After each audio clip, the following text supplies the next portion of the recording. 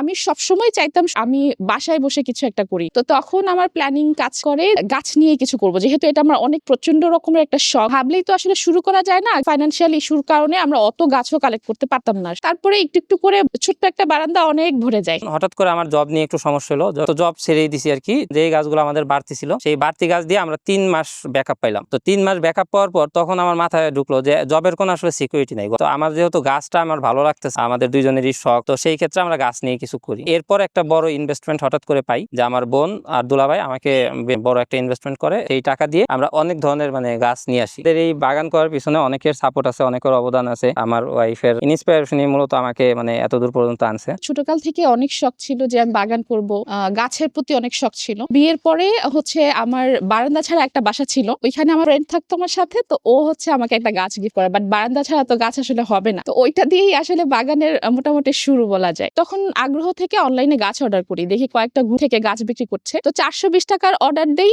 আমার খুবই কৌতূহল থাকে যে আসলে গাছটা বাঁচবে কিনা। এখন আসছে 2-3 দিন পর দেখা যায় না, গাছ তো ভালো আছে। তখনই আমার আইডিয়াটা আসলো যে আসলে তাহলে তো এটা নিয়ে বিজনেস করা যায়। আমরা বাসা চেঞ্জ করার পর ওইখানে একটা বিশাল বড় বারান্দা পেলাম। ওই বারান্দাটাও আস্তে আস্তে একটু একটু করে গাছ দিয়ে ভরলাম। তো আমাদের বিজনেস হিসেবে স্টার্ট করা হচ্ছে তখন থেকে, যখন আমার ননাসের বাসা ছিল কেরানীগঞ্জ। ওখানে আসার পরে আমরা একটা নার্সারি দেখতে পাই, সেখানে অনেক ধরনের গাছ সেল করে। তো ওখান থেকে শুভর সাথে কথা বলে আমি 2000 টাকার না 2200 টাকার গাছ নেই, যে দেখি কি হয়। নেওয়ার পরে সেল পোস্ট দিলাম, আলহামদুলিল্লাহ খুব ভালো একটা রেজাল্ট আসলো। যে 2000 টাকার গাছ আমার মনে হয় 2-3 দিনেই 2000 টাকার সেল হয়ে গেল। গাছ কিন্তু আরো রয়ে গেল। ওইখান থেকে স্টার্টিংটা বিজনেস পারপাসে স্টার্ট করবো ভাবছি তখন থেকেও। এবং বাগান করার ক্ষেত্রেও আমার হাজবেন্ড ও সবসময় আমাকে সাপোর্ট করতো। আমি খুব স্টাডি করতে থাকি আসলে পাইকারি গাছ কোথায় পাওয়া যায় এবং ভালো কোয়ালিটি। তো আমরা একটা দাদার সন্ধান পাই, আমরা ওই দাদার কাছে প্রথম গিয়ে সাকুলেন্ট আনি, এবং ওই সাকুলেন্টটাই ছিল আমাদের টার্নিং পয়েন্ট। কারণ ওইখানে আমরা 5000 টাকার মতো সাকুলেন্ট আনি, বাট আমাদের একদিনেই মনে হয় 5000 টাকার জায়গায় 8-9 হাজার টাকা সেল হয়ে যায়। ভীষণ রকমের ভয় কাজ করছে, নার্ভাসনেস কাজ করছে, তোর ভিতর একটা অস্থিরতা যে আল্লাহ কি হবে, এত টাকা দিয়ে কেন ইনভেস্ট করতেছি। 5000 টাকার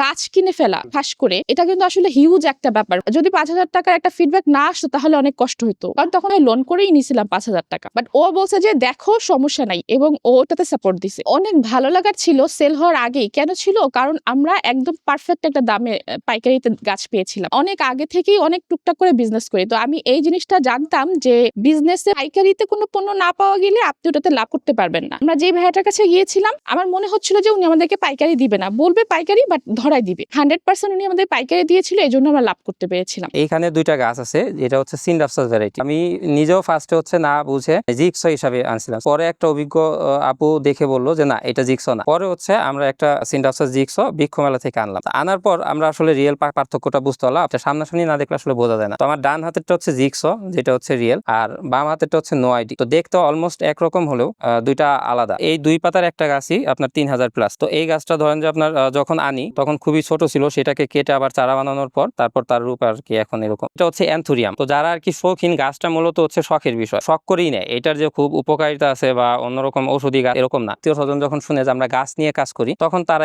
হাসি ঠাট্টা করে বা একটু শাই ফিল করে আর কি। আত্মীয় স্বজন এই পর্যন্ত যারাই দেখতে আসছে, তো তারা গাছ দেখে তারা মুগ্ধ হয়েছে, তখন প্রশংসা করছে। এটা হচ্ছে মনেস্ট্রা ভ্যারাইটি, আর এটা হচ্ছে র্যাফিডোফোরা ভ্যারাইটি। এটা হচ্ছে পাতা খুব বেশি বড় হয় না, কিন্তু এরকম দেয়াল বেয়ে সব ধরনের ক্লাইম্বিং প্ল্যান্টেরই আলাদা আলাদা ডিমান্ড আছে। এগুলা মূলত শীতের গাছ, শীতকালে এদের সৌন্দর্য দেখার মতো হয়। আসলে আমি প্রফেশনালি এটা শুরু করি নাই, তখন তো আমি চাকরি করতাম। চাকরি নিয়ে একটা হোপস, গাছ শখ করে কিনতাম যে আমাদের বাড়তো, আবার যতটুকু কিনে আনতাম ততটুকু সেল হয়ে যেত, বাকিটুকু আমরা রেখে দিতাম আমাদের শখ হিসাবে। এরকম করে আস্তে আস্তে বাড়তে থাকলো। তো 4-5 মাস এরকম বাড়তে থাকলো। শিলাবৃষ্টি হওয়ার কারণে এই এলাকায় ওইরকম শিলাবৃষ্টি গত 10 বছরে হয় না, এরকম রেকর্ড আছে। তো আমার গাছ দেখা যায় যে আপনার 50% এর বেশি নষ্ট হয়ে গেছে। নতুন কুশি আসে, নতুন পাতা আসে, আস্তে আস্তে বড় করে। এটা অনেকটা সন্তান পালনের মতোই দেখা যায়, যে টাকা আছে হাতে, আমি এই কাজটা করব। বাট হঠাৎ গাছ পছন্দ হয়েছে, গাছ নিয়ে আসছি। অনেকগুলা চারা বসাইছি, চারা হয়েছে, কিন্তু ওই কালার চলে যাওয়ার কারণে ওইগুলা কি করবো, ওইগুলা তো আর চলতেছে না। ইভেন ওইগুলা টেক কেয়ারও করতে পারতেছি না আমি। তখন ওইগুলো আমি ফেলে দিতে বলছি আমার বোনকে। আমার বোন তখন কি করছে, ওইগুলা না ফেলে মাটিতে লাগায় রাখছে। পরে দেখি যে গাছ হয়ে পুরো জায়গাটা ফ্ল্যাপ হয়ে গেছে, এবং এত হয়েছে যে আমরা এই গাছ মানুষকে গিফট দিয়েও শেষ করতে পারি না।